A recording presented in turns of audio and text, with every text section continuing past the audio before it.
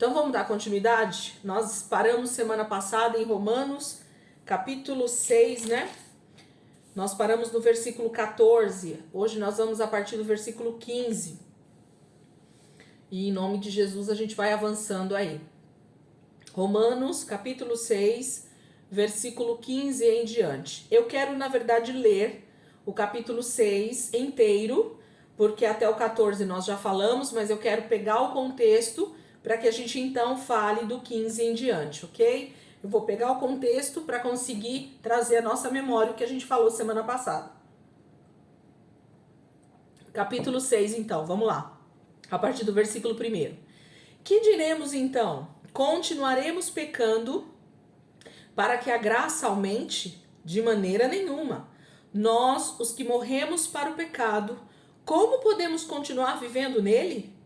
Ou vocês não sabem que todos nós que fomos batizados em Cristo Jesus, fomos batizados em sua morte? Portanto, fomos sepultados com ele na morte por meio do batismo, a fim de que, assim como Cristo foi ressuscitado dos mortos mediante a glória do Pai, também nós vivamos uma vida nova. Se dessa forma fomos unidos a ele na semelhança da sua morte, certamente o seremos também na semelhança da sua ressurreição.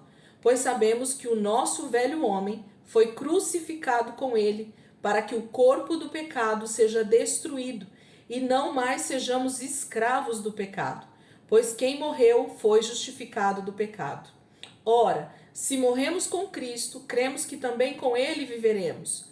Pois sabemos que, tendo sido ressuscitado dos mortos, Cristo não pode morrer outra vez. A morte não tem mais domínio sobre ele, porque morrendo, ele morreu para o pecado, uma vez por todas, mas vivendo, vive para Deus.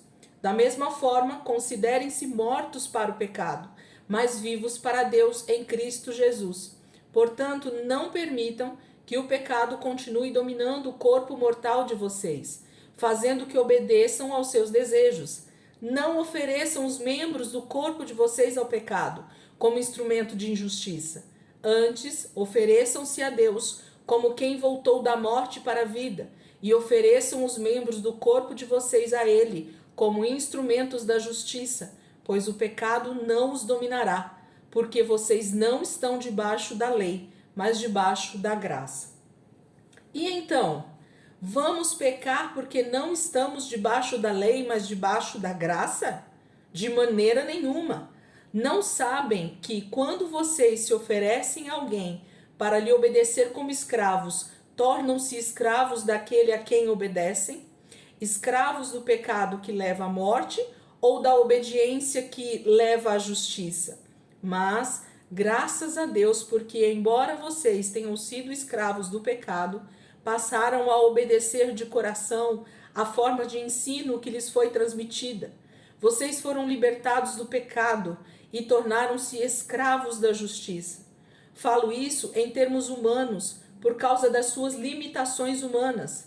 Assim como vocês ofereceram os membros do seu corpo em escravidão à impureza e à maldade, que leva à maldade, ofereçam-nos agora em escravidão à justiça, que leva à santidade. Quando vocês eram escravos do pecado, estavam livres da justiça. Que fruto colheram então das coisas das quais agora vocês se envergonham? O fim delas é a morte. Mas agora que vocês foram libertados do pecado e se tornaram escravos de Deus, o fruto que colhem leva à santidade, e o seu fim é a vida eterna. Pois o salário do pecado é a morte, mas o dom gratuito de Deus é a vida eterna em Cristo Jesus, nosso Senhor. Amém? Então esse é o capítulo 6, do versículo 1 ao 14. Nós finalizamos semana passada, nós falamos sobre ele. E hoje então a gente pega a partir do versículo 15 para continuar aí o texto que Paulo está falando sobre mortos para o pecado, mas vivos em Cristo. Então Paulo está falando sobre essa morte que nós morremos junto com Jesus na cruz. Então todo aquele que nasceu de novo da água e do Espírito, na sua no reino espiritual, vamos dizer assim, nós morremos para o nosso pecado, a nossa carnalidade morreu, o nosso corpo do pecado morreu, né? E nós então ressuscitamos com Jesus através do batismo. Da mesma forma que Jesus morreu e ressuscitou, nós também então morremos e ressuscitamos com ele no sentido de vida ainda nesse plano, nessa era, né? Mas nós então ressuscitaremos e seremos transformados exatamente como ele é. Isso nós já sabemos. Mas Paulo faz então essa comparação para que a gente entenda o que foi que aconteceu com o nosso corpo mortal, ou o que foi que aconteceu com a nossa carnalidade, o que foi que aconteceu com a nossa carne. É aí o ponto, o cerne, né, dessa mensagem de Paulo no capítulo 6. E ele fala que então, se nós morremos para o pecado, se nós morremos para o nosso velho homem, então nós vivemos para Deus, então nós vivemos para Cristo. E se nós vivemos para Cristo, nós já não somos mais donos de nós mesmos, né? Nós temos um Senhor sobre as nossas vidas. Eu não canso de dizer que quando a gente fala em aceitar Cristo como Senhor e Salvador, existe o Senhor primeiro antes do Salvador, ok? Porque Ele nos comprou. Quando alguém compra alguém de uma dívida, essa pessoa se torna o seu dono.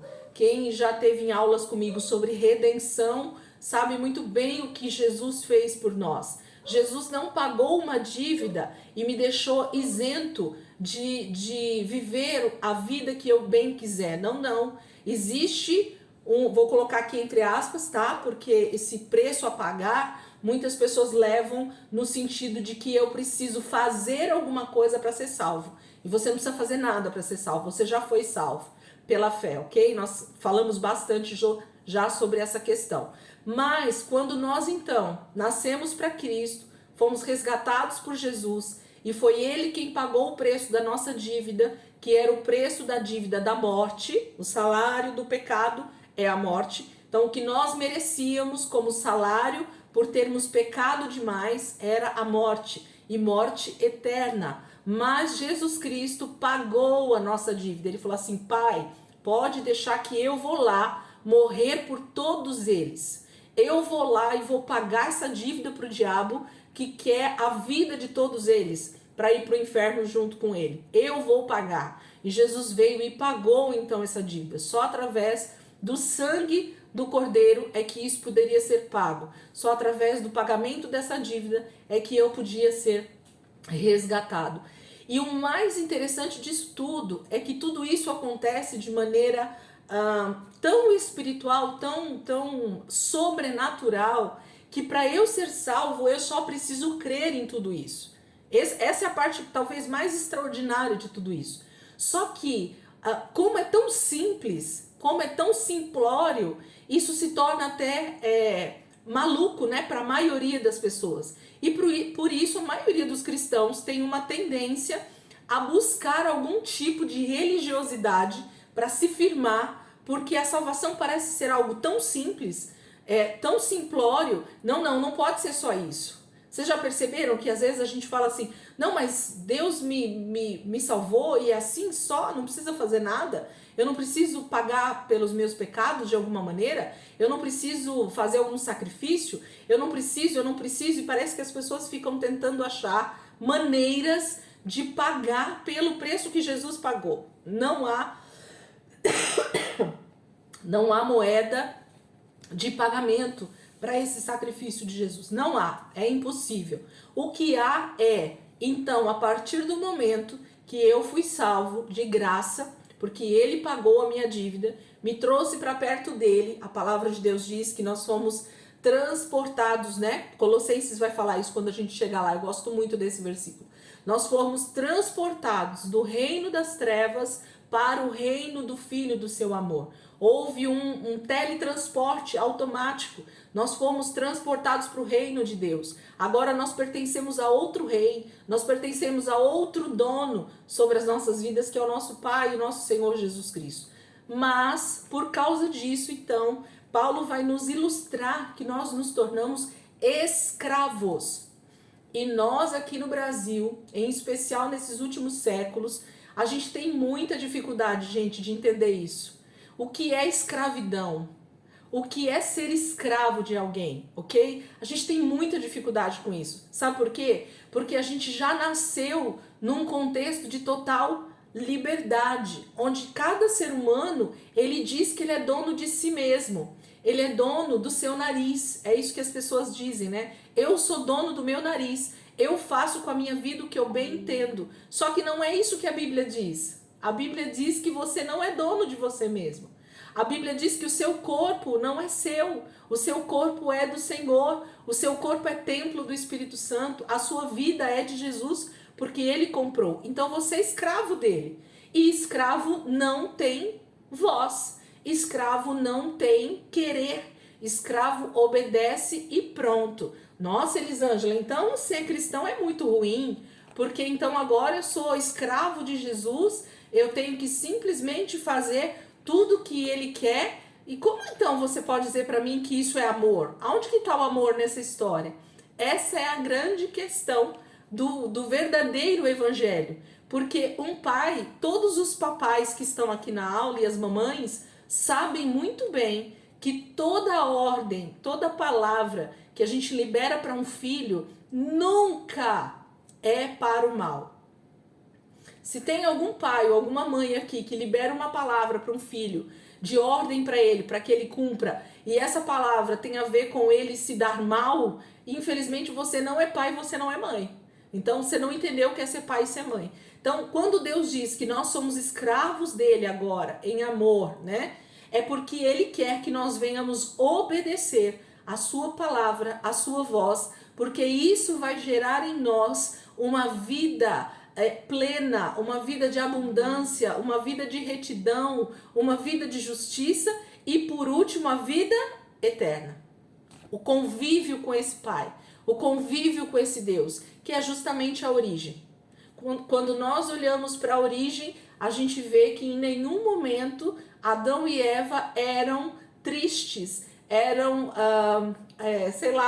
eram chateados por ter que obedecer a Deus. Eu não acredito nesse tipo de sentimento em Adão e Eva antes da queda, ok? Pelo contrário, eles tinham extremo prazer em ter comunhão com o Pai e então em obedecer a ordem do Pai, obedecer as ordenanças, os mandamentos que Deus tinha dado, ok? Então, essa é a origem.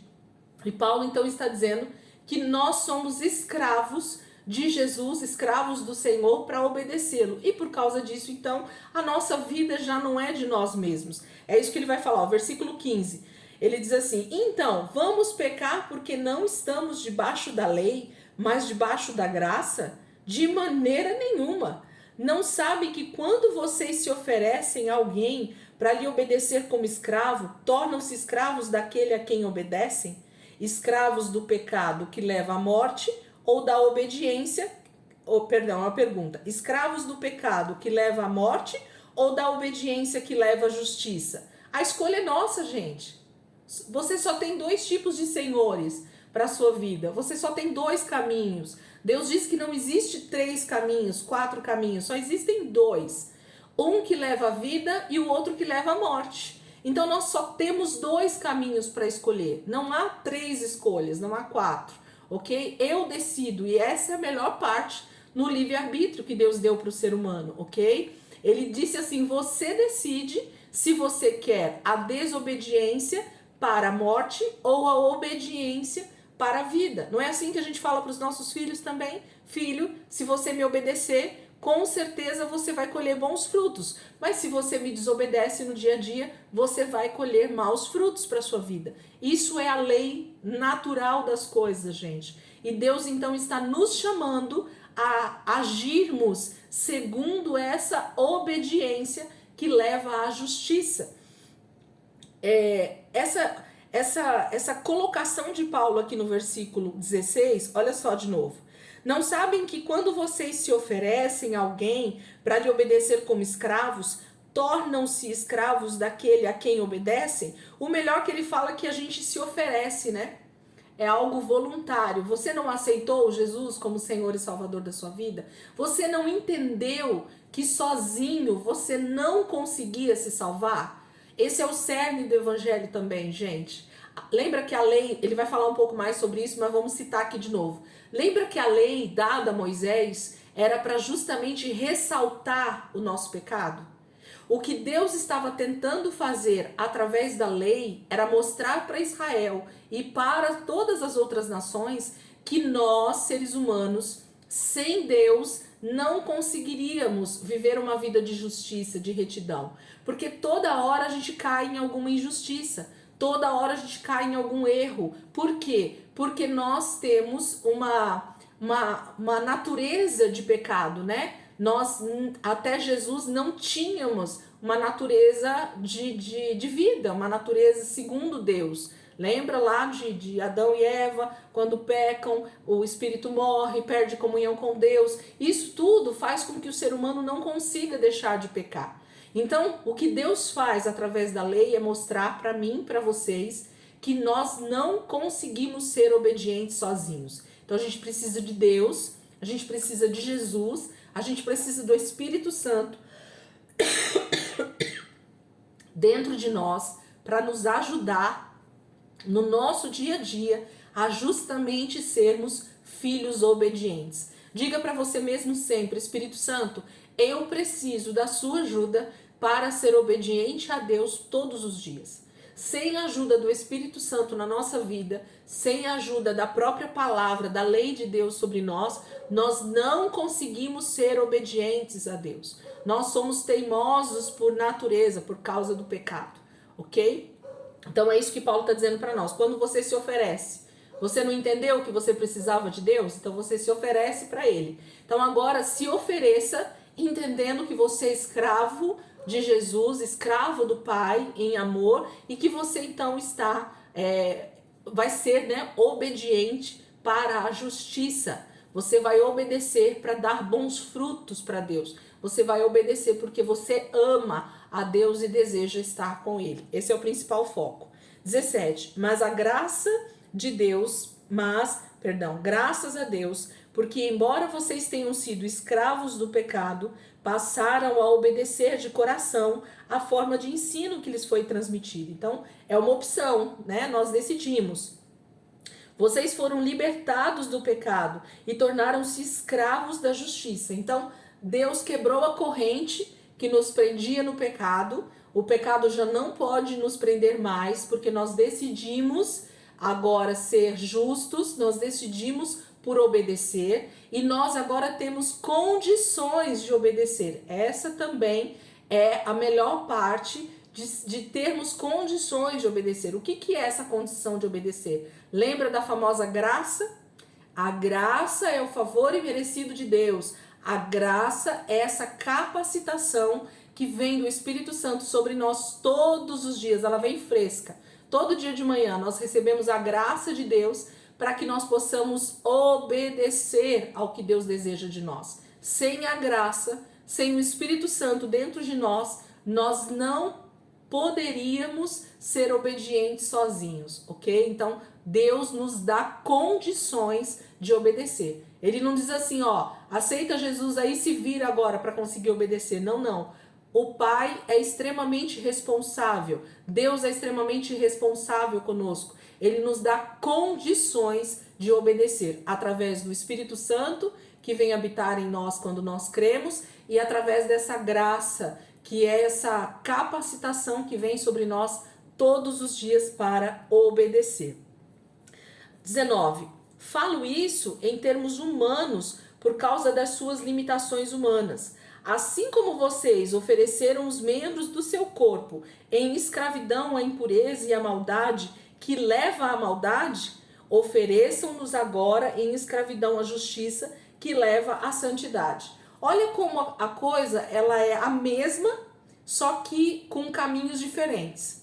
Quando nós éramos escravos do pecado, a gente muitas vezes não queria pecar, mas como nós não tínhamos a ajuda de Deus, a gente acabava pecando, porque a raiz do pecado, o velho homem, a natureza de pecado era mais forte do que nós. Então nós pecávamos porque a gente não conseguia obedecer a Deus, ok? A gente até tentava às vezes, em alguns momentos a gente até conseguia, mas quando a gente ia ver, a gente já estava pecando de novo. Então, a gente não queria mentir, mas quando ia ver, já estava mentindo. A gente não queria se prostituir, mas muitas vezes a gente já estava ali entregue à imoralidade sexual. A gente não queria ver pornografia, mas quando a gente ia ver, a gente já estava ali assistindo algum vídeo, assistindo alguma coisa. Então, tudo isso era algo que nós estávamos escravos. A gente às vezes não queria aquilo, mas parece que aquilo era mais forte do que nós. Paulo está dizendo assim, quando vocês eram escravos e vocês se entregavam então a essa carnalidade, a esse pecado,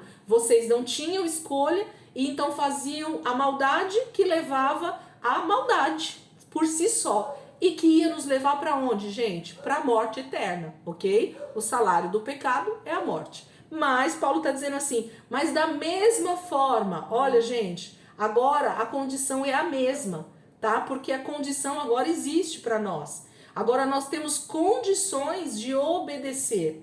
Nós temos essa condição. Basta que eu e você então sejamos submissos a esse Espírito que habita dentro de nós. Sejamos submissos à ordem desse Senhor que está sobre a nossa vida. Você não é dono de você mesmo. Você não tem que fazer só o que você quer fazer. Você tem um Senhor sobre a sua vida. Você tem um corpo que você tem que entregar para esse Senhor, para que Ele faça da sua vida, do seu corpo, dos seus pensamentos, das suas atitudes, o que Ele quer. Não o que você quer. Aí ele diz assim, ofereçam da mesma forma. Igual vocês eram escravos do pecado, agora vocês ofereçam da mesma forma em escravidão. Só que agora ofereçam-nos agora em escravidão à justiça. O que é justiça, gente? Lembra? Justiça igual obediência.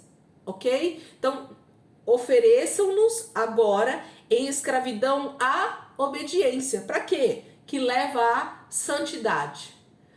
Gostaria de fazer uma pergunta para vocês. Quantos aqui desejam realmente ser santos como Deus é santo? Ok? Então, Deus dá essa ordem para nós na palavra. Sede santos, porque eu sou santo. Então, eu vou ser santo porque o meu Pai é santo. Eu vou ser santo porque eu nasci desse Pai que é santo. Ok? Então, a nossa santidade não tem a ver com méritos simplesmente nossos, mas com a raiz de onde nós saímos. Nós devemos ser santos porque Deus é santo, ok? É por isso. Muita gente leva esse versículo, eu tenho certeza que você, igual a mim, já pensou assim. Sede santos porque eu sou santo, ok? Então a gente fica assim, não, eu preciso ser santo, porque senão eu não vou poder chegar perto de Deus. E aí a gente tenta, né, pelo nosso próprio esforço, pela nossa própria capacidade humana, não pecar, ok? Então a gente fica ali tentando o tempo inteiro se segurar para não pecar. Porque eu quero ser santo e porque senão eu não consigo chegar perto de Deus. Esse era o meu pensamento até alguns anos atrás, ok? Mas não, é o contrário. Você nasceu de Deus, ok? Você nasceu da água e do Espírito, você nasceu de Cristo, você nasceu de Deus, ok? Quando você aceitou Jesus. E agora, por causa dessa origem, desse seu nascimento, de onde você veio, de onde você nasceu, quem é seu pai? Meu pai é Deus. E por causa dessa paternidade, nós temos condições de ser santos. Então eu não vou ser santo para chegar até Deus. Eu vou ser santo porque o meu pai é santo. Eu vou obedecer o que o meu pai faz. Eu vou obedecer o que o meu pai é. Eu vou obedecer a mesma origem que eu tenho. Então ser santo é algo natural para aquele que é nascido de Deus. Talvez esse seja o maior escândalo, né, do próprio evangelho, da vida com Deus, que é o que muita gente às vezes quer. Tem pessoas que querem fazer para ser. Não, você não tem que fazer para ser, você já é, porque você nasceu de Deus. Nós não temos que fazer nada para ser santos, gente. Presta atenção no que eu estou querendo dizer. Você já é santo, porque você nasceu de Deus.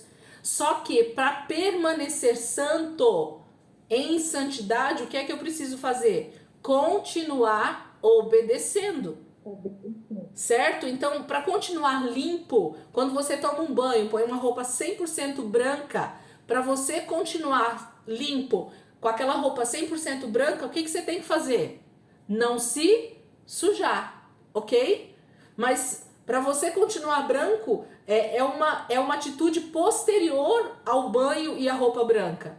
Não é algo que você faz antes de pôr a roupa branca, certo? Ninguém precisa fazer algo antes. Toma banho, põe a roupa branca e permanece com a roupa branca. Então é daqui para frente que eu preciso tomar uma atitude. Então você nasceu de Deus, você tá branquinho, você nasceu dele, você é filho dele, você é santo como ele, ok? Porque você nasceu dele. É daqui para frente que a nossa vida precisa caminhar em obediência para continuar santo. É o contrário que a gente muitas vezes tenta fazer. Eu aceito Jesus e agora eu quero caminhar para ser santo. Não. É o contrário. Você nasceu de Deus, você é santo e continua sendo santo. Tem uma diferença aí, ok? Anotem, façam anotações aí para vocês, porque entender isso faz toda a diferença. Você nasceu de Deus, você tá limpinho, ele te deu um banho, literalmente. Ele te deu um banho de santidade, deu um banho dele. Você nasceu um bebezinho limpo, com uma roupinha branca maravilhosa. A partir do seu nascimento é que você precisa então conservar as suas vestes brancas. Como é que eu faço isso? Como é que eu faço para continuar sendo santo? Eu continuo obedecendo a Deus em toda a minha vida. E assim eu vou ser levado à santidade, à santificação, né? Esse é o processo. Então, todos os dias. Mas e se eu me sujar, Elisângela, o que eu faço? Nós temos nós temos o que fazer para nos limpar, ok? Nós vamos de novo no sangue, ok? Pedir perdão pelos nossos pecados, nos arrepender daquilo que fizemos, que desobedecemos e não praticar mais. Olha que legal. É fácil, não é? Continuar branco de novo? Tô branquinho. Aí eu me sujei, o que eu faço? Opa, eu vou lá no tanque cheio de sangue de Jesus, me arrependo, confesso, me lavo e digo, Deus, eu não vou fazer mais, porque eu sei que eu tenho capacidade de não fazer mais. E continuo a minha caminhada. Voltei a ser limpo novamente. E assim até a volta de Jesus, ok? Então, eu já sou santo. Sede santos, porque eu sou santo. Por que você é santo? Porque eu sou filho de alguém que é santo. Por isso que eu sou santo, ok? Essa é a nossa origem. Eu sou santo porque meu pai é santo, ok? Tá? Então é o que Paulo está dizendo para nós. Então agora, já que vocês se ofereceram a Deus, né, aceitaram Jesus e disseram que são servos dele, ofereçam-nos agora em escravidão à justiça, a obediência que leva à santidade. A obediência vai nos levar a ser santos cada vez mais. Versículo 20. Quando vocês eram escravos do pecado, estavam livres da justiça. Não tinha como obedecer, né? Vocês eram escravos do pecado, vocês tinham um dono, alguém mandava em vocês, né? Que fruto colheram então das coisas das quais agora vocês se envergonham? O fim delas é a morte. Eu gosto tanto desse versículo, gente. Paulo fala assim: que fruto que vocês colheram das atitudes que vocês tiveram no passado, no pecado, e que até para contar vocês se envergonham. Quem aqui tem vergonha do seu passado? Eu tenho vergonha de muitas coisas que eu fiz, Por quê? Porque são coisas assim que se você conta, a pessoa fala, mas como você foi capaz de fazer isso? Né? Como você teve coragem de fazer tal atitude? Como você teve coragem de se entregar a essa maldade ou se entregar a essa prática? Como? Né? Tem algumas pessoas que até se assustam com os testemunhos das pessoas do seu passado, né? Então a gente se envergonha até do que a gente fez. Então, se você viu que todas as atitudes que você teve, quando você era escravo do pecado, quando você era escravo do diabo, que você tem até vergonha de contar esses testemunhos, por que nós vamos querer voltar para essas práticas? Por que nós vamos continuar entregando a nossa vida, o nosso corpo, à maldade, à desobediência? Não. Agora eu sou escravo de Cristo e eu vou obedecer a palavra e eu vou obedecer meu Pai, que Ele é santo e Ele me fez santo e eu quero permanecer santo como Ele é, porque eu vou estar sempre na presença dEle, porque eu sou santo, e porque ele também é santo. 22. Mas agora que vocês foram libertados do pecado e se tornaram escravos de Deus, o fruto que colhem leva à santidade e o seu fim é a vida eterna. Paulo fala para nós qual que é o nosso futuro, qual que é o passo a passo. Ó, quando eu obedeço, isso me leva à santidade. Quanto mais você se torna santo, aliás, quanto mais você obedece, mais você se torna santo, ok? Você vai colher santidade para sua vida. E isso vai te levar para onde, gente? Para a vida eterna. Então, os frutos que eu tenho colhido no meu dia a dia, com as minhas atitudes, têm me levado para uma verdadeira vida de santidade ou tem me levado novamente para uma vida de escravidão no pecado, para a desobediência, para estar me sujando toda hora. Como é que eu tenho ficado, né, diante de Deus? Eu toda hora estou me sujando e acho que eu posso ir lá e me lavar no sangue de Jesus e continuar pecando e me lavando de novo. Por isso que Paulo começa essas frases dele aqui, gente, tanto do versículo 1 do capítulo 6, aqui no versículo 15, ele diz assim, então, no versículo 15, então, vamos pecar porque não estamos debaixo da lei, mas debaixo da graça? Romanos, o tempo inteiro, ele fica perguntando para os irmãos. Então, por causa da graça, eu vou continuar pecando para que a graça fique mais abundante? É o contrário, gente. Os cristãos não entendem que ser nascido de Deus, nascer de novo, significa justamente uma vida muito mais fácil de ser vivida em santidade. É o contrário. É para pecar que você vai se esforçar. Porque você vai ter que deixar de ouvir a voz do Espírito Santo, você vai ter que deixar de obedecer ao Pai que está ali o tempo inteiro com você para pecar. É muito mais fácil deixar a santidade, agora depois de Cristo, do que viver em pecado.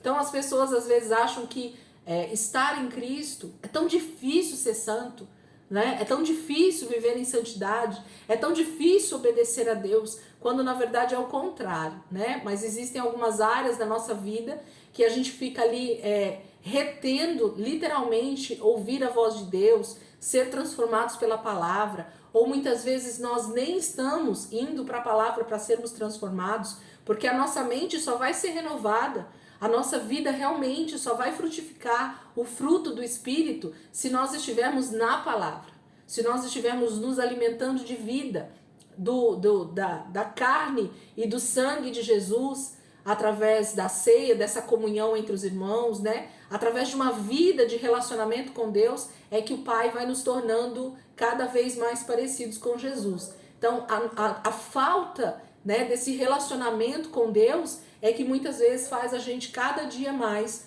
pender para o pecado e não para a santidade. Mas quanto mais eu me aproximo de Deus, através da palavra, através da oração, através da leitura bíblica, através da meditação na palavra, através da oração em línguas, quanto mais eu pratico as coisas de Deus, mais eu vou buscando a obediência e por consequência, a santificação. Isso é um trem, né? Um trem que vai se juntando ali os vagões, e ele se torna uma grande locomotiva, que uma está unida à outra e que forma então essa grande locomotiva. Nossa vida depende de cada coisa que a gente vai colocando nela, no nosso dia a dia com Deus, para que a gente realmente esteja nesse processo de santidade na presença dele. Amém? E aí Paulo diz, por fim, né, a vida eterna. Aí ele fala o contrário, 23. Pois o salário do pecado é a morte, mas o dom gratuito de Deus é a vida eterna em Cristo Jesus, nosso Senhor. Então, para o pecado existe um salário. Agora, para a vida eterna é um dom, é um presente. Você ganhou isso. Você não teve que pagar nada por isso, ok? Você só precisa ter fé. Você só precisa crer. É tão maravilhoso isso. Jesus é muito bom. Vamos entrar no capítulo 7? O negócio é bom demais. Capítulo 7. Vamos ler um trecho aqui, pelo menos até o versículo 6, ou vamos seguir aqui para eu ver onde é que eu vou parar e onde a gente consegue explicar aqui. Capítulo 7. Meus irmãos, falo a vocês como a pessoas que conhecem a lei. Acaso vocês não sabem que a lei tem autoridade sobre alguém apenas enquanto ele vive? Por exemplo, pela lei, a mulher casada está ligada ao seu marido enquanto ele estiver vivo. Mas se o marido morrer, ela estará livre da lei do casamento. Por isso, se ela se casar com outro homem enquanto seu marido ainda estiver vivo, será considerada adúltera. Mas, se o marido morrer, ela estará livre daquela lei. E mesmo que venha se casar com outro homem, não será adúltera. Assim, meus irmãos, vocês também morreram para a lei por meio do corpo de Cristo, para pertencerem a outro, aquele que ressuscitou dos mortos, a fim de que venhamos a dar fruto para Deus. Pois quando éramos controlados pela carne, as paixões pecaminosas despertadas pela lei atuavam em nosso corpo, de forma que dávamos fruto para a morte. Mas agora, morrendo para aquilo que antes nos prendia, fomos libertados da lei, para que sirvamos conforme o novo modo do Espírito, e não segundo a velha forma da lei escrita. Vamos parar aqui, porque eu sei que Paulo vai continuar falando sobre isso, mas a gente já consegue ir seguindo e entendendo. Paulo começa o capítulo 7 falando que quem está lendo essa carta, quem está ouvindo essa instrução que ele está dando, conhece muito bem a lei. Então nós podemos prever, por esse primeiro versículo que ele escreve ali, que ele está muito mais falando a judeus do que a gentios. Vocês concordam comigo? Olha só, meus irmãos, falo a vocês como a pessoas que conhecem a lei, ok? Tudo bem que essa lei aqui não está em letra maiúscula, então pode ser que ele estava citando a lei humana, a lei terrena, ok? A lei do Império Romano, mas ele podia estar falando também com os próprios judeus ali. Acaso vocês não sabem que a lei tem autoridade sobre alguém apenas enquanto ele vive? Gente, existe alguma lei que um morto precisa seguir? Existe alguma lei na nossa Constituição que quando a pessoa morre ela tem que continuar seguindo? Não, né? Então o que Paulo está começando a nos instruir e a ensinar, inclusive aos irmãos ali em Roma, é a respeito de que para que ou para quem você vive hoje. Se você está morto ou se você ainda está vivo. Então ele está falando assim, vamos lá, então você está morto ou você está vivo? Porque ele não estava falando aqui no finalzinho, ou no capítulo 6 todo ele não estava falando sobre mortos para o pecado e vivos para Cristo? Aí Paulo começa o capítulo 7 dizendo assim, gente, vamos entender uma coisa? Para e analisa junto comigo, ele fala. Vocês estão mortos ou vocês estão vivos? Se vocês estão vivos ainda, se vocês não morreram com Cristo, então vocês estão debaixo de que lei? Da lei da velha aliança, ok? Do velho casamento.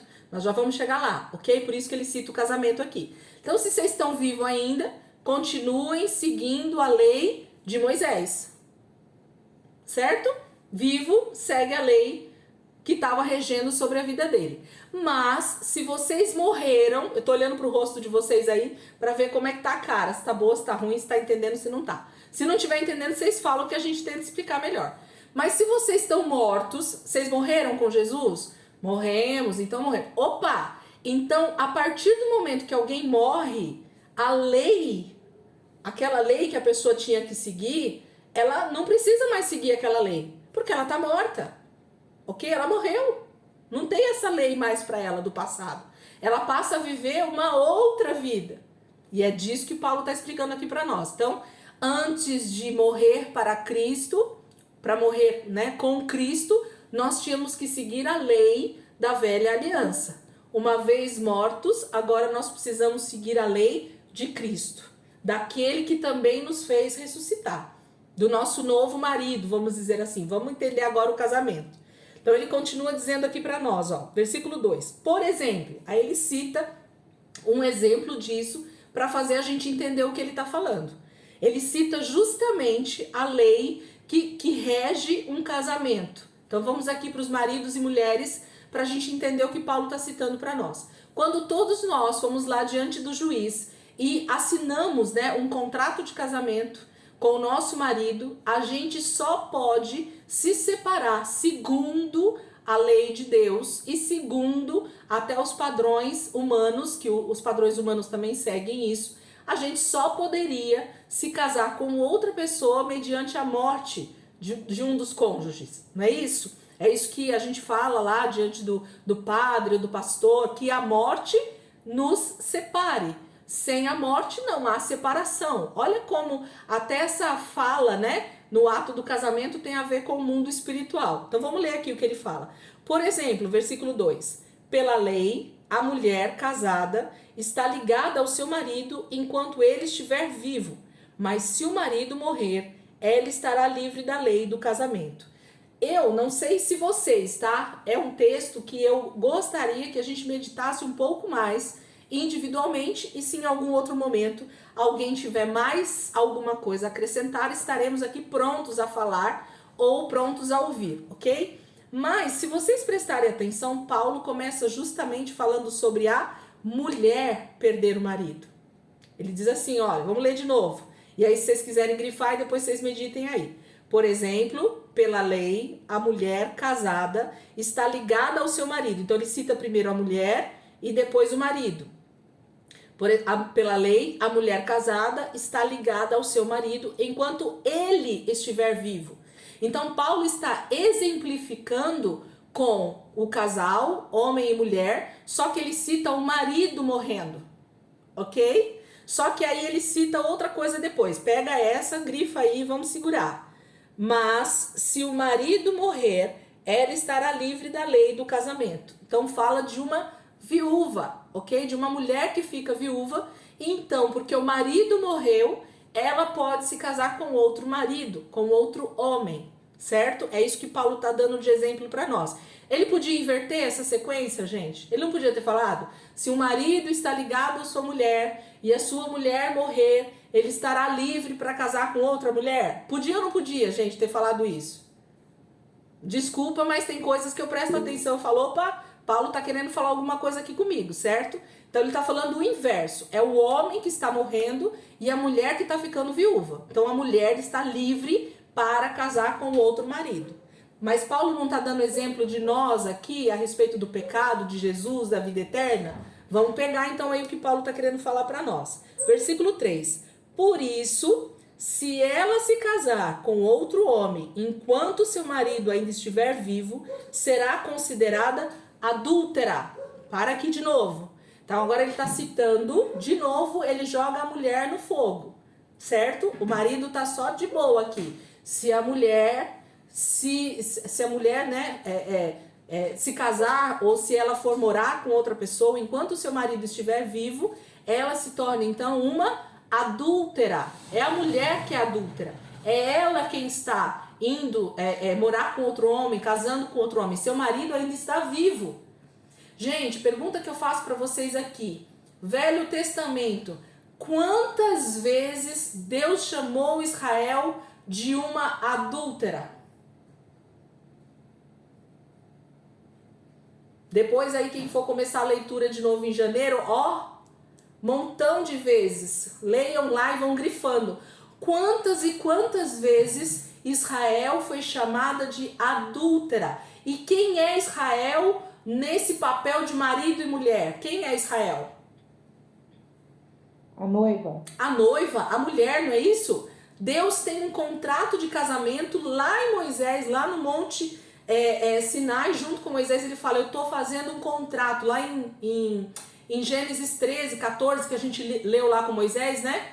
Com Abraão, Deus estava fazendo um casamento, Deus estava fazendo um contrato, uma aliança, ok? Então, se o seu marido ainda estiver vivo e você começar a se relacionar com outro homem, o que é esse se relacionar com outro homem segundo Israel, gente? Tem a ver com adoração a outros deuses, relacionamento de intimidade com outros deuses, não nos relacionarmos com Deus em intimidade, não adorarmos somente a Deus. Isso fala de imoralidade sexual, adultério, estarmos traindo a Deus, ok? Nós somos a sua noiva. Se nós temos relacionamento íntimo, se nós adoramos outros deuses, nós estamos então em adultério. Olha o que Paulo está exemplificando aqui para nós, gente. Isso é muito bom mas isso é muito profundo para nós entendermos como igreja, certo? Aí ele diz assim, versículo 3 de novo. Por isso, se ela se casar com outro homem enquanto seu marido ainda estiver vivo, será considerada adúltera. Mas, se o marido morrer, ela estará livre daquela lei, e mesmo que venha se casar com outro homem, não será adúltera. Opa! Aí ele fala, mas se o marido dela morrer, ok? Ela estará livre para se casar com outro marido. Então quer dizer que se a mulher adúltera, ou se a mulher esperar o marido morrer, e então se casar com outro, então aí pode, não é isso que Paulo está dizendo aqui para nós? Quem é que morreu nessa história aí, gente? O marido. Quem é o marido que nós estamos falando entre Israel e Deus? Jesus. Jesus, Deus não morreu, né? Mas Jesus morreu, entendeu? Então, se Cristo é o noivo e a igreja é a noiva, quem então estava livre a partir da morte de Jesus para casar com um novo marido? A igreja. A igreja, ok? Então, Paulo está dando um exemplo para nós, natural, mas que reflete automaticamente no espiritual, ok? Porque ele está dizendo que eu posso me casar com Cristo, sendo igreja, porque Jesus morreu. Então eu estou livre de qual lei, gente? Da anterior. Agora eu passo a viver uma nova lei de um novo casamento, ok? Porque Cristo morreu e então invalidou a lei anterior, do casamento anterior.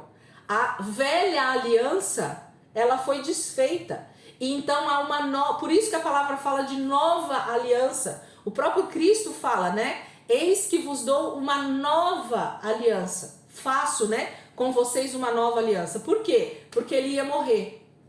O próprio noivo morre, o próprio marido morre, para que a mulher tenha direito a viver novamente. Pode parecer um pouco loucura? Pode. Como tem um pregador outro dia que eu ouvi que ele falou assim, gente, todo pensamento meio maluco diante da palavra, ele beira a heresia, ok? E aí é onde a gente tem que meditar ainda mais na palavra para justamente ver se isso tem a ver com aquilo que a gente está pensando, ok? Então, essa aqui é uma interpretação minha do texto, do exemplo que Paulo está me dando. Eu peguei alguns livros de teologia e dei uma comparada. Alguns teólogos falam praticamente a mesma coisa. Eu só fui um pouquinho mais fundo aí em alguns pontos, mas eles têm o mesmo entendimento aqui comigo. Mas vale a pena nós meditarmos, nós buscarmos, nós entendermos um pouco mais do que Paulo está dizendo aqui para nós. Mas é por isso que nós estamos livres da velha lei. Vai cair aqui? Eu vou fechar. Corre rapidinho aqui para a gente conseguir terminar o capítulo 7 hoje, tá bom?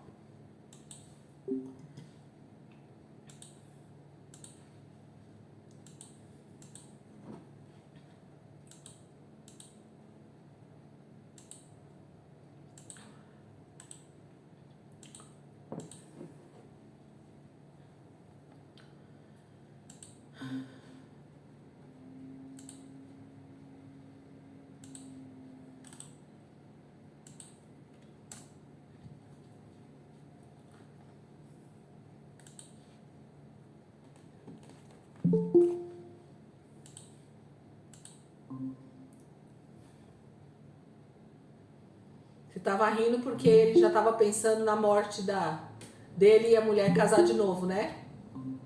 Não, porque o seu marido ouviu e falou que ele morreu primeiro e vai puxar seu pé.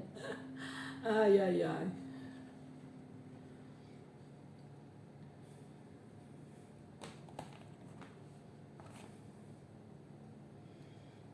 Cadê os irmãos? Minha tela tava cheia aqui, cadê o povo? Minha tela tava cheia.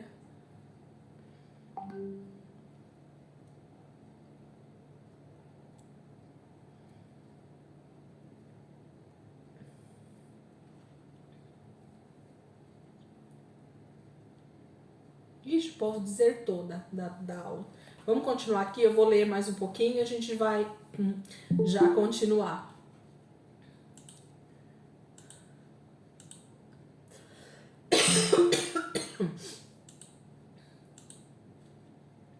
Vamos lá, então, gente. Versículo 4. Assim, meus irmãos, vocês também morreram para a lei por meio do corpo de Cristo, para pertencerem a outro, aquele que ressuscitou dos mortos, a fim de que venhamos a dar fruto para Deus. Então, vocês estão vendo que ele fala que eu morri para a lei, para aquele que era o meu marido anterior na lei antiga, e eu então agora tenho um novo marido, que é o Cristo ressurreto. É o Jesus que ressuscitou. Esse agora é o meu marido, ok? É isso que ele está falando aqui para nós. Versículo 5. Pois quando éramos controlados pela carne, as paixões pecaminosas despertadas pela lei atuavam em nosso corpo, de forma que dávamos fruto para a morte. Mas agora, morrendo para aquilo que antes nos prendia, fomos libertados da lei para que sirvamos conforme o novo modo do Espírito e não segundo a velha forma da lei escrita. Eu não sei se eu já falei isso aqui em alguma aula, mas eu queria citar essa questão do versículo 5. Porque quando éramos controlados pela carne, as paixões pecaminosas despertadas pela lei atuavam em nosso corpo, de forma que dávamos fruto para a morte. Gente, o que é ser controlado pela carne? Ok? A gente precisa também entender essa palavrinha chamada carne, porque muitas pessoas acreditam que carne é corpo, ok? E carne não é o nosso corpo, porque senão, quando Deus fala sobre corpo, alma e espírito, a Bíblia citaria carne, alma e espírito. E não, em todas as passagens que Deus vai falar sobre corpo, o corpo, né, os membros do corpo, o nosso corpo, ele vai citar a palavra corpo, que no hebraico é uma palavra diferente de carne. A carne nada mais é do que essa velha natureza, do que essa natureza do pecado. É como se fosse a ação da queda, a ação do pecado em nós. A carne são os estímulos, a carne são os desejos, né, que a nossa vida tem pelo pecado. Isso é a carne. Então, por que eu tenho que vencer a carne quando eu me converto? Eu tenho que vencer esses estímulos, eu tenho que vencer esses desejos. E não o nosso corpo é perfeito, gente. Deus fez o nosso corpo exatamente como ele é. Nada no nosso corpo físico é ruim. Nada. Nada no nosso corpo é ruim. Agora, quando o corpo humano ele cede aos estímulos da carne, dessas vontades de pecar, é que nós usamos o nosso corpo para o pecado, ok? Então, quem nos leva a pecar são os desejos, os estímulos da carne, essa natureza de pecado que foi gerada em nós através da queda de Adão e Eva. É como se... Tentem imaginar como eu imagino, é realmente uma ação espiritual dentro do ser humano, a partir do momento que nós morremos espiritualmente, né? Que nós não temos o espírito recriado, vivificado. Quando nós nascemos de novo, a carne, ela pode ser vencida, ok? Não nosso corpo jamais vai ser vencido. O que vai ser vencido é a nossa carne, são esses desejos malignos do pecado, ok? É isso que vai ser vencido pelo Espírito Santo, pela nossa vida com Deus, pela nossa obediência. Então, cada vez que você obedece a Deus, cada vez que você não peca, cada vez que você não obedece a esses estímulos de pecado da sua carne, você está mortificando a sua carne. Ela vai ficando mais e mais raquítica. É como se você tivesse duas boquinhas para sustentar aí dentro de você, né? Duas boquinhas tendo que se alimentar. O que você está dando para essas boquinhas aí? Se você der na boca da carne, você vai estar dando pecado, ok? Atitudes de pecado. E aí a sua carne vai ficando grande, vai ficando forte, vai ficando poderosa, vai ficando bem fortinha. E o seu espírito, por você não obedecer ele vai ficando raquítico, vai ficando lá, né, anorexo, vai ficando sem forças, aí você não consegue vencer a carne, porque a carne está sendo alimentada pelo pecado. Você está obedecendo a sua carne o tempo inteiro e não o seu espírito. Ó, Paulo fala lá nas cartas dele, essa também é uma carta, perdão. Paulo fala que nós devemos obedecer, né, ao espírito. A luta é contra quem, gente? A luta é contra da carne contra o espírito. Paulo nunca citou que a luta é contra o corpo e o espírito, ok? Porque a nossa luta é contra os estímulos, é contra o desejo do pecado, ok? E contra a vontade do espírito, que quer que nós obedeçamos a Deus. Então, essa é a luta, ó. Carne, desejos, estímulos pelo pecado. Espírito, Espírito Santo, a vontade de Deus, obediência. Então essa vai ser a briga o tempo inteiro. Eles vão ficar lutando entre si. O Espírito aqui falando comigo para eu obedecer e a minha carne, esses estímulos, esse desejo pelo pecado, dizendo para eu continuar pecando. Então a luta tá aqui. O corpo, gente, o que é o corpo? Eu lembro que tinha um pastor muito conhecido nosso, pastor Ricardo Costa, o pastor Heber, falava muito sobre isso. O corpo, ele só vai reagir a esses dois estímulos aqui, ó. Então, se você estiver dando mais vazão para sua carne, o seu corpo vai reagir de acordo com a sua carnalidade, ok? Com todas as obras da carne. Quais são as obras da carne lá em Gálatas, ok? Pode olhar lá que você vai ver que são atitudes que a carne quer, ok? Agora, se você der mais vazão ao Espírito Santo, ao seu espírito que quer obedecer a Deus, o seu corpo vai reagir de acordo com o fruto do Espírito. Entende? Então a luta aqui é contra os estímulos do pecado ou os estímulos da santidade. Aí é eu que decido o que o meu corpo vai reagir, de acordo com qual estímulo? O estímulo da carne ou o estímulo do Espírito, ok? Então é disso que Paulo está falando no versículo 5, ó. Pois quando éramos controlados pela carne, quando você era controlado por esses estímulos da carne, as paixões pecaminosas despertadas pela lei atuavam em nosso corpo, de forma que dávamos fruto para a morte. Mas agora, morrendo para aquilo que antes nos prendia, fomos libertados da lei para que sirvamos conforme o novo modo do Espírito e não segundo a velha forma da lei escrita, ok? Então hoje em dia a gente obedece a lei do Espírito, é o que o Espírito Santo está me levando a fazer segundo a vontade de Deus. O Espírito Santo sempre vai nos guiar à verdade, sempre vai nos guiar à obediência. Então se você é guiado pelo Espírito, você vai obedecer às coisas de Deus, isso é fato. O Espírito quer orar, o Espírito quer ler a palavra, o Espírito não quer mentir, o Espírito quer fazer justiça, o Espírito quer amar o próximo, ok? Então, essas são as atitudes que o Espírito Santo quer que você tenha, segundo o próprio Espírito que habita em você. Versículo 7. Que diremos então? A lei é pecado?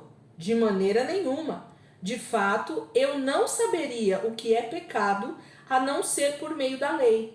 Pois na realidade eu não saberia o que é cobiça se a lei não dissesse, não cobiçarás. Mas o pecado, aproveitando a oportunidade dada pelo mandamento, produziu em mim todo tipo de desejo cobiçoso, pois sem a lei o pecado está morto. Antes eu vivia sem a lei, mas quando o mandamento veio, o pecado reviveu e eu morri. Descobri que o próprio mandamento destinado a produzir vida, na verdade produziu morte, pois o pecado, aproveitando a oportunidade dada pelo mandamento, enganou-me e por meio do mandamento me matou. De fato, a lei é santa e o mandamento é santo, justo e bom. E então o que é bom se tornou em morte para mim? De maneira nenhuma, mas para que o pecado se mostrasse como pecado, ele produziu morte em mim por meio do que era bom, de modo que por meio do mandamento ele se mostrasse extremamente pecaminoso. Sabemos que a lei é espiritual, eu, contudo, não sou, pois fui vendido como escravo ao pecado. Não entendo o que faço, pois não faço o que desejo, mas o que odeio. E se faço o que não desejo, admito que a lei é boa. Nesse caso, não sou mais eu quem o faz, mas o pecado que habita em mim.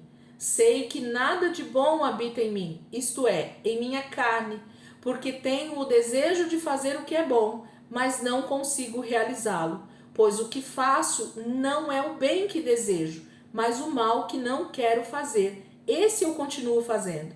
Ora, se faço o que não quero, já não sou eu quem o faz, mas o pecado que habita em mim. Assim, encontro esta lei que atua em mim. Quando quero fazer o bem, o mal está junto de mim. No íntimo do meu ser, tenho prazer na lei de Deus, mas vejo outra lei atuando nos membros do meu corpo, guerreando contra a lei da minha mente, tornando-me prisioneiro da lei do pecado que atua em meus membros. Miserável homem que sou, quem me libertará do corpo sujeito a esta morte? Graças a Deus por Jesus Cristo, nosso Senhor. De modo que com a mente eu próprio sou escravo da lei de Deus, mas com a carne da lei do pecado. Esse texto de Paulo, ele parece tão difícil, né, de entender. Tem gente que pega aqui e fala que Paulo se achava o mais miserável, e ainda que ele esteja dizendo isso, sim, não estou dizendo que não, ok? Paulo, ele percebia nele essa necessidade de cada vez mais se sujeitar ao Espírito Santo, ok? Porque nós, de nós mesmos, nós somos pecadores, gente. Nós ainda estamos nesse corpo aqui mortal, esse corpo que vai envelhecer e morrer. Quando é que nós não vamos estar mais sujeitos ao pecado? O dia que Jesus voltar e transformar o nosso corpo num corpo incorruptível, ok? Mas antes disso, todos nós estamos sujeitos ao pecado, porque nós estamos ainda nesse mundo caído, nesse mundo depravado, nesse mundo corrompido pelo pecado. Como é difícil ser santo em meio a tanta sujeira. Lembra da roupa branca? Ok? Como é difícil permanecer limpo com a roupa branca diante de tanta sujeira perto de nós. As pessoas, vamos citar isso só para a gente entender, tá bom? Usamos essa ilustração para a gente entender. Você está com uma roupa extremamente branca, acabou de tirar ali do guarda-roupa, branquíssima, limpa, maravilhosa. Você sai na rua e é como se cada ser humano que ainda não se purificou em Cristo estivesse com a roupa cheia de lama, ok? A lama do pecado, a lama da desobediência. Pensa como é que você com uma roupa branca não encostaria nessas pessoas que estão próximas a você. É possível isso?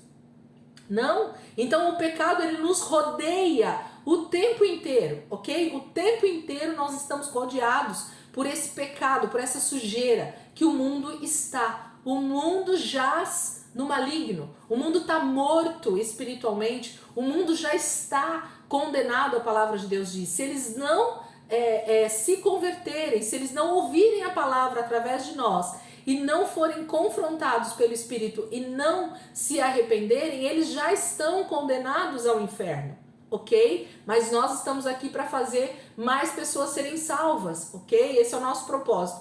Mas o que Paulo está dizendo assim, tudo que eu quero é obedecer 100% a Deus.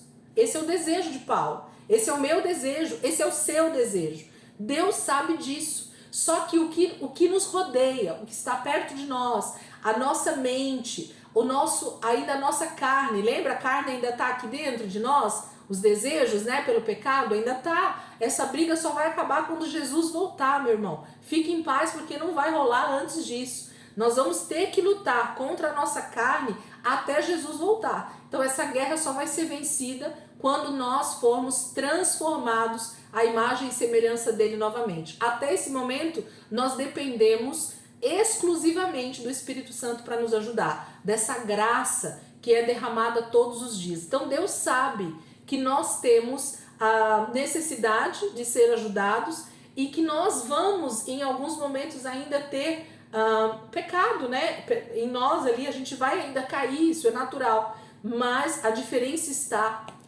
em não permanecer no pecado, em saber que nós pecamos e então nos arrepender e voltar à estaca zero e voltar para mais perto de Deus e voltar para esse processo de santificação.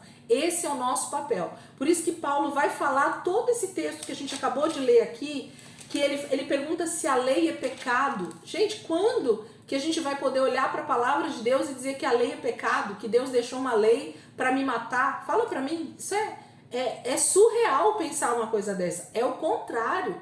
Deus pôs a lei lá no Velho Testamento para mostrar para o homem que ele era pecador, de que ele não conseguia se salvar sozinho, para justamente quando ele mandasse Jesus para nos resgatar, nós disséssemos assim, olha, Pai, Deus, nós não conseguimos ser santos sozinhos, então nós queremos Jesus, nós queremos o sacrifício de Jesus por nós. Eu quero ser escravo do Senhor, eu desejo Jesus como Senhor da minha vida. Então, esse era o desejo de Deus, que toda a humanidade reconheça que é pecador por natureza, ok? Antes de Jesus, nós éramos pecadores por natureza. Nós nascemos em pecado, ok? Então, era impossível que a gente não pecasse sem a ajuda de Jesus. Então, por isso que Paulo ele vai fazendo essas comparações aqui. O texto parece complicado, mas ele está falando com os judeus, ele está falando com o pessoal da época, dizendo assim, o que vocês acham que é ruim, na verdade é bom, porque a lei de Deus, ela veio justamente para nos mostrar o caminho e nos mostrar o quão pecadores nós éramos. Eu gosto muito quando ele fala aqui no versículo 8, quer ver? Cadê? Onde começa o 8 aqui? Vamos pegar o 7 só para eu entrar no 8 e eu já saber aqui onde ele está. Que diremos então? A lei é pecado? De maneira nenhuma. De fato, olha só, é aqui que começa, é no 7 mesmo. De fato, eu não saberia o que é pecado a não ser por meio da lei. Para um pouquinho aqui. Gente, se Deus não tivesse dado a lei a Moisés do que era certo e do que era errado, Israel saberia se eles estavam errando ou acertando? Não, ok? Não haveria possibilidade de saber se eu estava acertando ou errando com Deus se não houvesse a lei. Lembra que a gente fala aqui, Beth é advogada, não me deixa mentir, uma lei, ela só demonstra que eu quebrei uma regra através daquela lei. Eu só sei que eu estou pecando, errando por causa da lei, ok? A lei é que dá força pro meu erro. A lei mostra o quanto eu estou errado. É isso que acontece com a lei. É para isso que a lei serve. Então Paulo está dizendo assim, ó, de fato, eu não saberia o que é pecado a não ser por meio da lei. Então quando Deus dá a lei para Israel, quando Deus dá através de Moisés toda a lei, ok? Todo o regimento, né? Tudo aquilo que ele queria que o homem fizesse para ter comunhão com ele. O homem, quando não consegue obedecer essa lei, o homem percebe o quê? Eu não consigo ser obediente. Eu não consigo ser perfeito.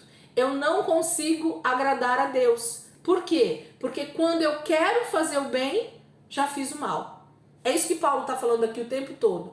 Aí ele fala assim, mas quando eu quero agradar a Deus, quando eu vejo, eu já pequei. Não é isso que acontece com a gente? A gente quer parar de fazer alguma coisa que a gente sabe que está errado, mas quando a gente vê, a gente já está fazendo de novo, ok? Isso é a força da carne. Lembra a carne, ó? Não tem nada a ver com o corpo. A carne, que briga o tempo inteiro aqui dentro de nós, ó. A força da carne, da velha natureza, da natureza de pecado que ainda está em nós, ok? Essa é a força da carne. A carne vai nos tentar o tempo inteiro para que nós continuemos a pecar, que a gente continue a fazer aquilo que a carne quer. Gente, parece até brincadeira, mas se você olhar para as coisas que a carne quer, você vai falar assim, cara, mas o que a carne quer sempre é mais gostoso, ok?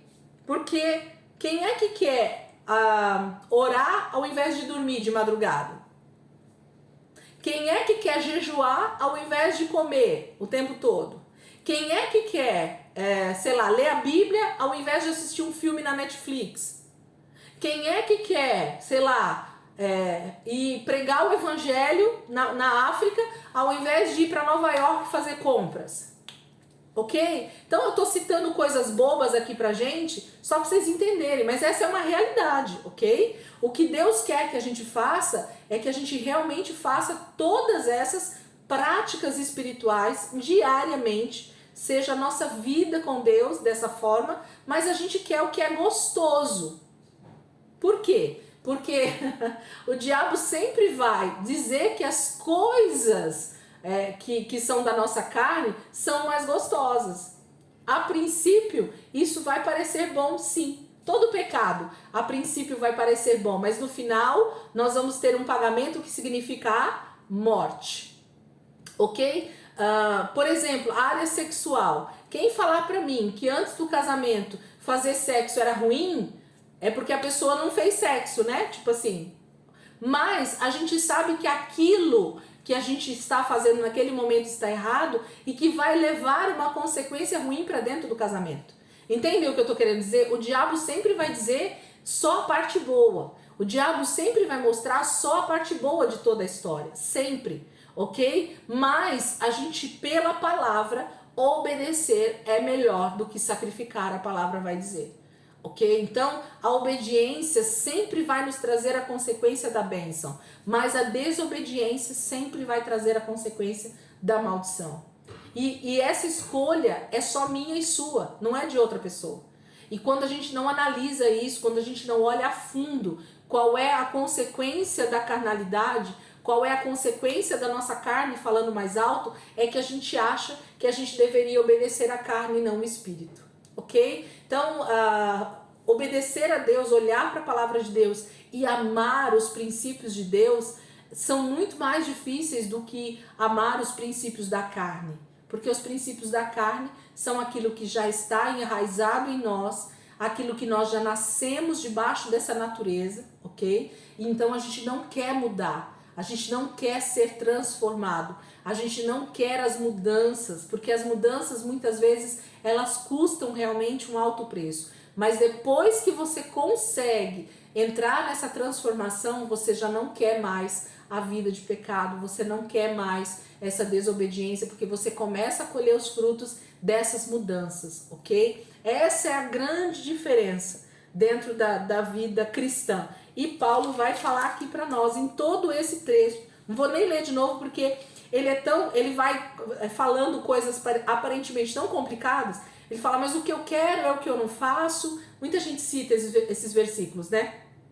Mas quando eu vou ver, eu já fiz o que eu não queria, porque habita em mim essa carne que me leva para o pecado. O que Paulo está dizendo é isso. Ou eu estou morto para o pecado e vivo para Cristo, e vou obedecer fielmente ao Espírito Santo, ou eu fico nessa briga de o tempo inteiro ressuscitando a minha carne e falando, não, para isso aqui eu quero viver segundo a carne. Não, agora para isso aqui eu quero viver segundo o Espírito. Ok? Não dá. Viver as duas coisas ao mesmo tempo é quase impossível. A gente vai precisar fazer uma escolha para ter ou vida ou morte. Não vai ter jeito.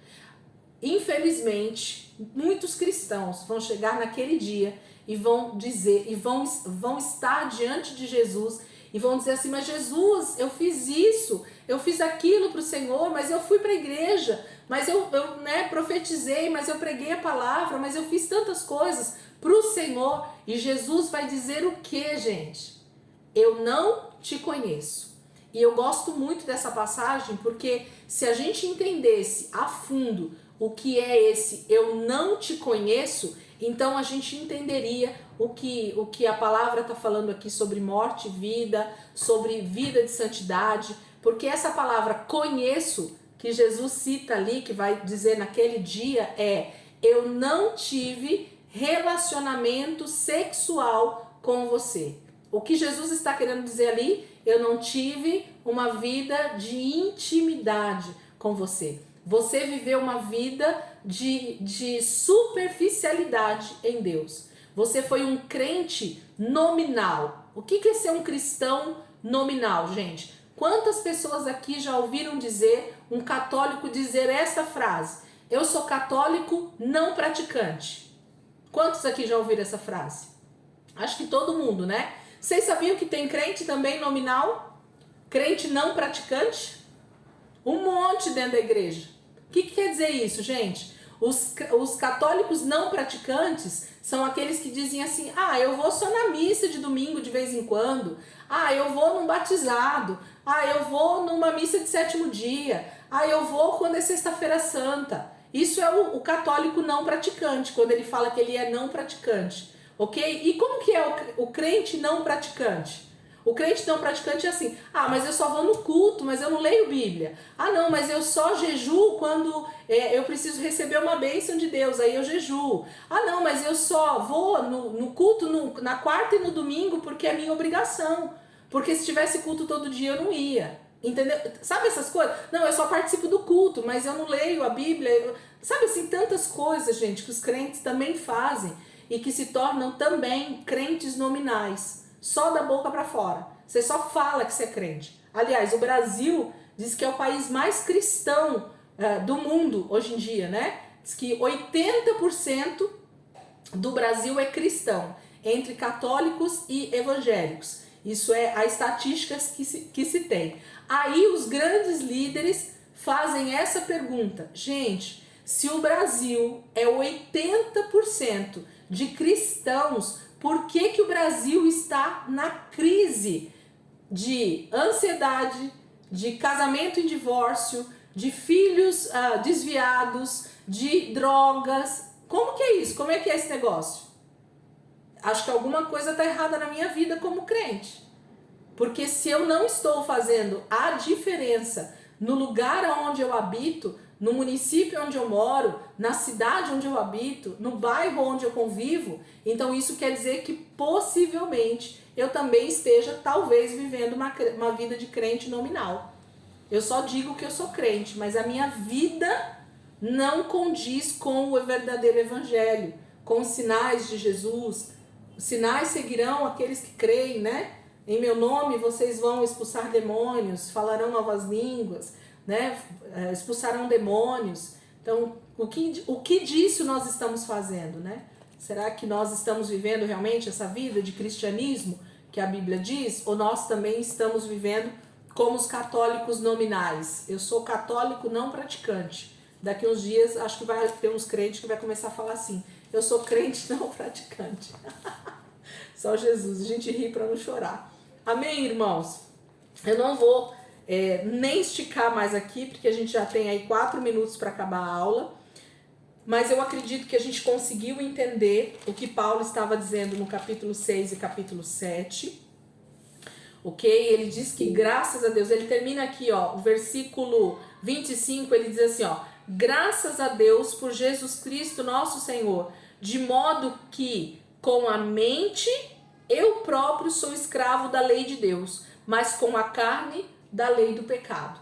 Então eu preciso pensar, eu preciso refletir, eu preciso meditar, eu preciso buscar a renovação da minha mente. É ela que vai me fazer agir segundo a graça, segundo a palavra de Deus, ok? Porque na minha carne, que não é o corpo, habita a vontade pelo pecado, ok? Na minha natureza de pecado, eu vou conviver ainda até Jesus voltar com esses desejos de pecar, mas não quer dizer que eu vá pecar, ok? Ter o desejo não significa que você vai pecar, ok? Estamos certos até aqui, gente? Alguém quer falar alguma coisa aí? Se quiser, abram o microfone, podem falar. A gente aproveita esses 3 minutinhos, nós vamos orar e terminar a aula.